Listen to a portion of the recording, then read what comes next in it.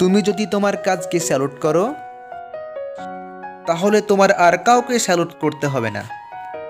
কিন্তু তুমি যদি তোমার কাজকে অসম্মান করো, ফাঁকি দাও কিংবা অমর্যাদা করো, তাহলে তোমারই সবাইকে স্যালুট করে যেতে হবে।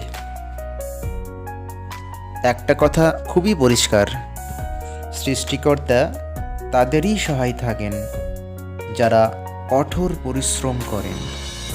আমার কাছে নেগেটিভ এক্সপেরিয়েন্স বলে কিছুই নেই। যদি আমি কাজকে ভালোবাসি, তাহলে শত ব্যস্ততার মধ্যেও কাজটি করার জন্য সময় বের করে নিতে পারবো।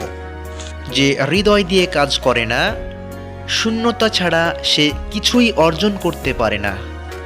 আল্লাহ তাদেরকেই সাহায্য করে যারা কঠোর পরিশ্রমী হয়।